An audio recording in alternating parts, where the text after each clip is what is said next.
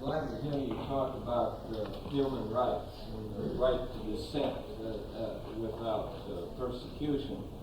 Wondered if you would comment. It seemed to me like a lot of U.S. government human rights was associated with Jimmy Carter, and then it seemed to be thought that that was an internal interference in others under Ronald Reagan. Could you comment as an observer how we are as a country? Are we seen again concerned about monitoring these human rights, or is it still thought to be an interference in the internal affairs of other countries? Mm-hmm.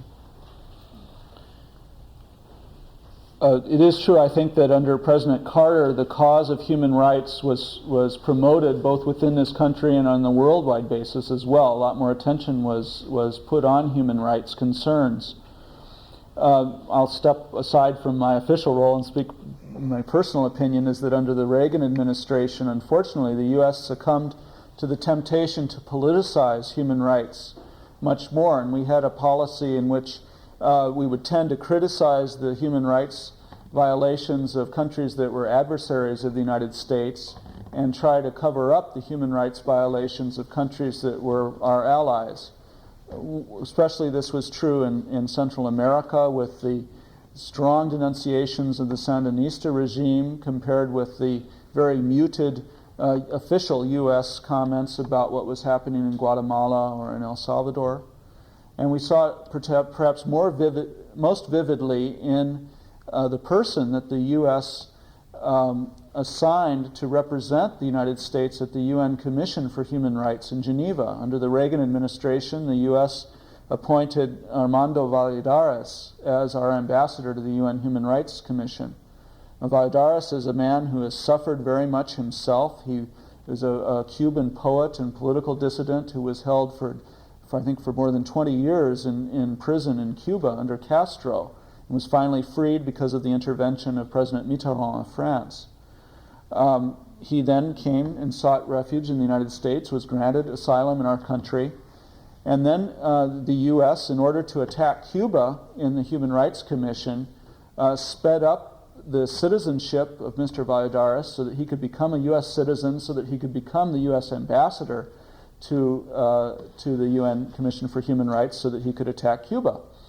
And the U.S. basically put its whole focus there in the commission on attacking Cuba, rather than trying to deal with all human rights situations on a sort of even basis.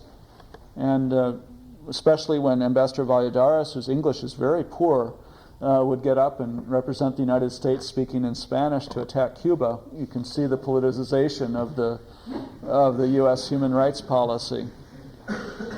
Under the Bush administration, I think we're a bit less ideological now. Of course, the end of the Cold War makes it easier to be that way. And I should say, in credit to the U.S. government, that the annual country reports on human rights violations that the U.S. State Department does are a very useful tool. They still do have a political agenda sometimes, but they do provide a useful resource for human rights situations in various countries, and also institutionally, they force the U.S. embassies in each country to pay attention to the human rights situation in those countries, because they have to write an annual report about that and submit it to Washington. Yes, sir. Is there any effort to tie international financial flows to human rights treatment in several countries? I see in a lot of third world countries, like Sudan, for example, you have widespread torture everywhere. Yet, they come within the same year, get a lot of money from the World Bank and IMF. Mm-hmm. Yeah. I'm not entirely familiar with the legislation in other countries. With the United States, the U.S. does have legislation which puts some human rights criteria on how the U.S. votes on IMF loans or World Bank projects, and also there are restrictions on bilateral U.S. aid that have human rights components to it. and this has meant that the U.S. has withdrawn aid from a number of countries based on their human rights record. It's also sometimes meant, though, that the administration has had basically to lie and to certify that a country where, for security purposes, the U.S. wants to give aid, that country does have a good human rights record when in fact they don't, in order to circumvent those provisions of the law. But yes, increasingly it seems that, at least as far as the U.S. is concerned, human rights factors are being taken into account in foreign aid. There was a question, I forget who's next, perhaps here in the front. Yeah. Is the status of Palestinian refugees viewed differently from other refugees, since, unlike other refugees who are afraid to go back because of fear of persecution, Palestinian refugees are not even allowed to go back by the country, which is Israel? Right. Yeah, in fact, again, it's a kind of an unfortunate quirk, if you like, in world history, but the Palestinians are not even covered by the UN High Commissioner for Refugees. The UN set up a separate agency to deal specifically with the Palestinians, the UN Relief and Works Administration for Palestinian Refugees. And Palestinians are excluded from the UNHCR mandate.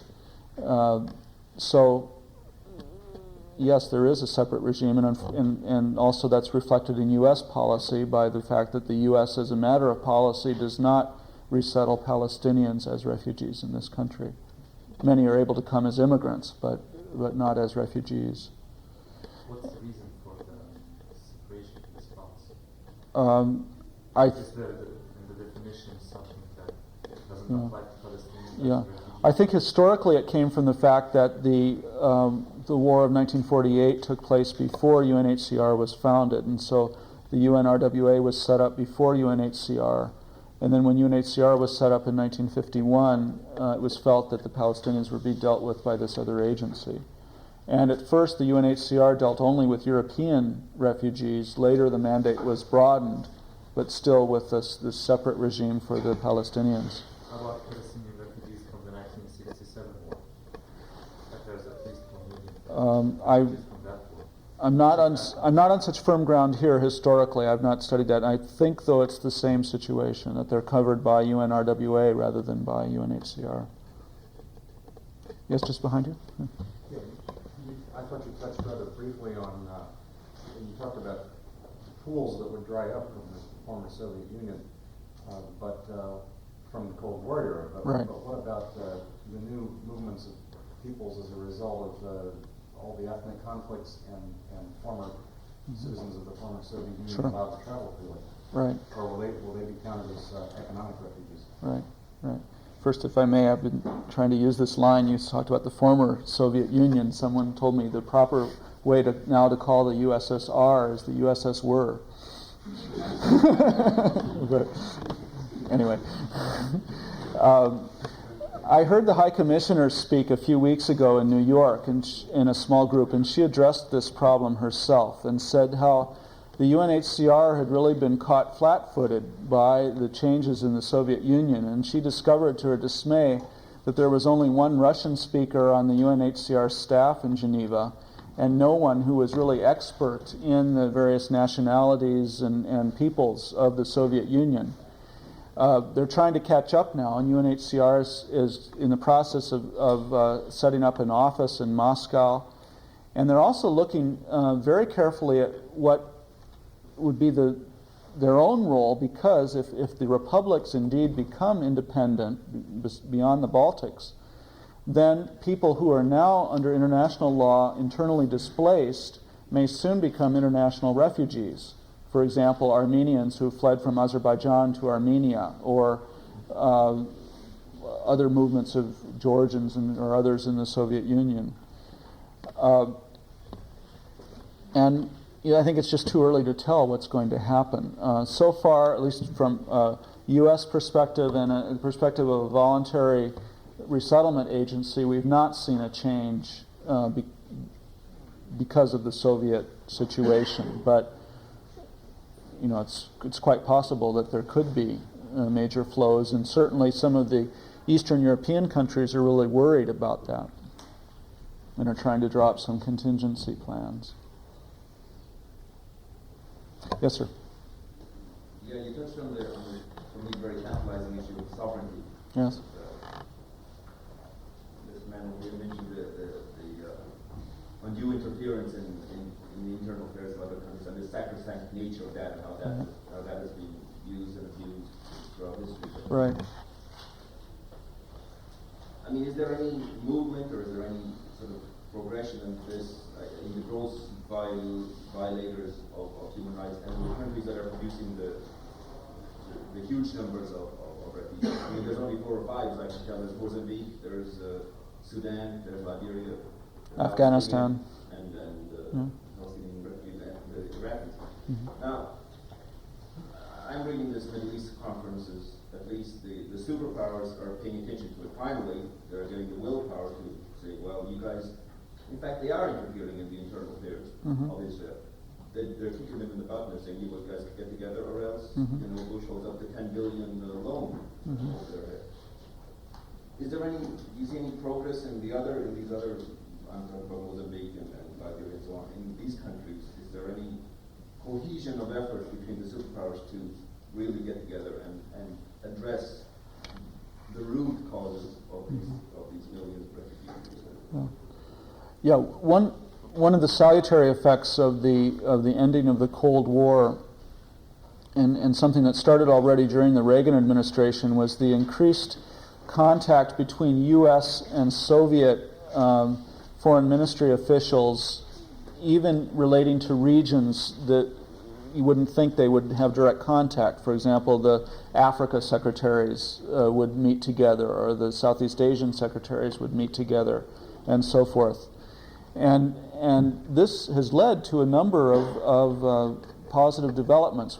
I think that the U.S.-USSR détente, if you like, led in part to the settlement in Namibia, has helped in the Angolan negotiations quite a bit. Hopefully will help some in the Mozambican ones, although there you're dealing with a rebel movement, Renamo, which seems to have no overriding goal other than just to kill people. They're very difficult people to deal with. And I think the Cambodian settlement is another example of this now.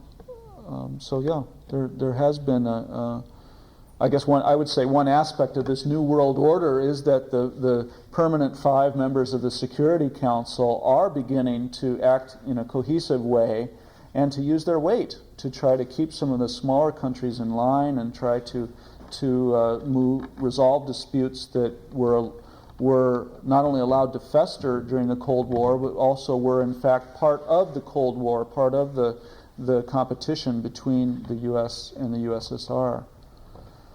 On the sovereignty side, I think that the experience of World War II, of the Holocaust, of the Nuremberg trials, and then the creation of international human rights regimes after, sowed the seeds for what is in fact a significant erosion of national sovereignty that we've seen in this latter half of the 20th century, based on human rights, based on humanitarian concern, and with the idea that it's just not acceptable in the world anymore for a country to treat its own people in an awful way.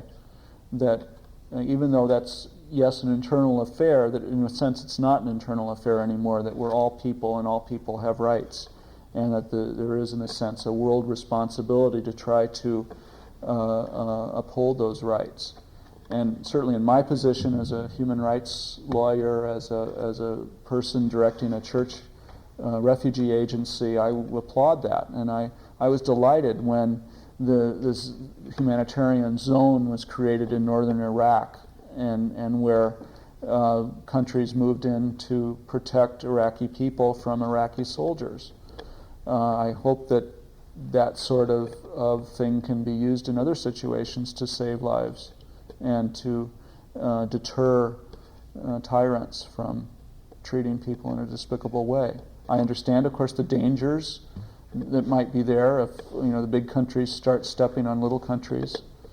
And I'm also mindful of the history of the sorry history of humanitarian intervention under the colonial regimes, where around the turn of the century, countries like Britain or France or Germany or the U.S. would use the violation of rights in developing country as an excuse to come in and occupy or take over.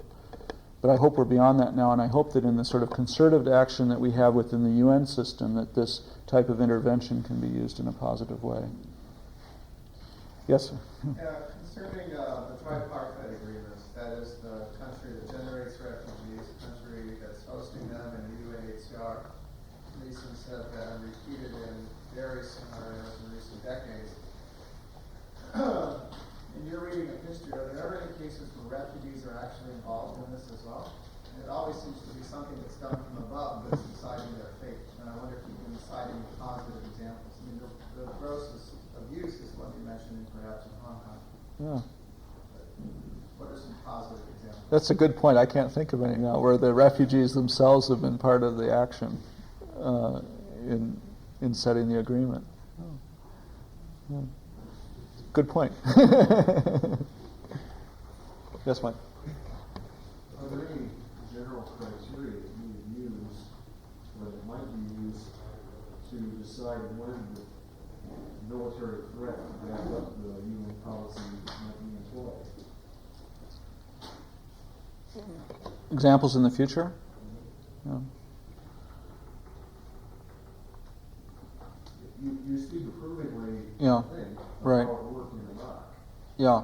I guess I'm particularly sensitive to this because of the Liberian situation last year. I was then in my previous job, which was to represent the Lutheran World Federation at the UN. There's a small but very active Lutheran church in Liberia, and it was in St. Peter's Lutheran Church in Monrovia where this horrible massacre took place a year ago, July, where hundreds of people had sought refuge in the church compound, and President Doe and his soldiers came and just shot and shot and shot and stabbed and shot and stabbed, and with the result that about 400 people, mainly women and children, were left slaughtered there in that church. And thinking then about how even a very small intervention done under UN or under other international auspices could have gotten the parties to stop fighting and could have saved lives, made me think, how can violence like that be prevented? I guess, it's hard to predict in the future what might be other spots that would be brewing that way, but I think we can look at some where we might end up having trouble soon. One would be the Peru, with the increasing violence of the war between the Shining Path guerrillas and the government in Peru. Already some refugees are beginning to flee from Peru. We might see it again in Iraq, depending on how the Kurds and Shias are treated. There are a number of African situations where this might occur again. Rwanda and Burundi are quite unstable. Haiti, eventually I think the Organization of American States is going to have to back up its economic embargo with some military action if they're going to overthrow this military coup. And that'll be a test. Do they decide to do that or not? I don't know. Yes, sir? I just wanted to comment in reply that I don't know you very well, but the use of military is only one of an array Sure. of tools which those concerned with calling attention to human rights violations can use. And sometimes I feel like Americans, especially after the good results of Desert Storm, they're again too willing to think about military as the only option. And I'm a little older than most of the rest of you, and I thought it was fairly useful under the Carter time that they actually talked about even saying that they disapproved. And for many people that seems so weak to just say we disapprove of this, and yet it worried leaders in many countries to have the United States do as mild a thing as to say we think it's wrong, it's a violation of human rights to do thus and so, if it's in fact true. So I think between that and military, there may be, if we're creative, there may be a number of other options, and so. Yeah. No, that's right, and there are also various levels of military intervention as well, far short of a full-scale war. And we have the very good example of the Blue Helmets, the UN peacekeeping troops, who have the goal of never firing a shot, but just by their presence can hopefully calm a situation and deter people from doing violent things. And I think the example of northern Iraq is another one where, as far as I know, there weren't any casualties of the intervention of these small military forces to protect the UNHCR and other relief agencies providing assistance to the Kurds in northern Iraq. And yet that effort could not have succeeded if it weren't for the presence of those small groups of American and British and Dutch and other soldiers there. But you raise a good point. Yeah. To the extent that armed conflicts persist, do you see any trend in terms of the observance of the Geneva Conventions? On the laws of war or on refugees? Laws of war specifically, in terms of actually the generation of refugees. There are a number of examples recently, most of these a good case, where civilians are the target. Right, right. Illegal according to the Geneva Convention. Yeah. I certainly hope so, and maybe I can go on from that and say that I hope that those conventions are expanded to ban landmines. Prince Sihanouk called for this in his speech before the UN General Assembly this fall, and I resonate very strongly to that, having seen that a landmine as a weapon that usually attacks and kills innocent civilians, often children. In fact, there are even some landmines that are disguised as toys with the intent that children will pick them up and have this explode in their hands. And what an awful thing. And maybe we're now at the point in our world where we've advanced far enough that we could think of banning a toy that explodes in the hands of children. And especially landmines affect refugees quite a bit as people try to flee from a country, crossing borders, crossing areas that have been strewn with mines. And I myself have seen in Namibia some of the carnage that's been wrecked by mines, as people herding their cattle across an unmarked minefield and get blown up, or as I say, kids die or get maimed by these things in their hands. Yes? I was just reading a report last night on repatriation back to Angola now that seems to be returning in some semblance. But there are great worries about anybody returning because there's so many landmines. Angola's got 30,000 to 40,000 amputees as a result of its conflict. Right. People don't know where. There are no good plans. The war was very fluid. Yeah. They have no idea exactly where all landmines are. It's terrible. And the same in Cambodia. There are large areas of Cambodia that people are afraid to go to, some of them very fertile rice fields, because these mines have been sown about indiscriminately. Well, thank you all very much for your attention. It's been a pleasure to be here.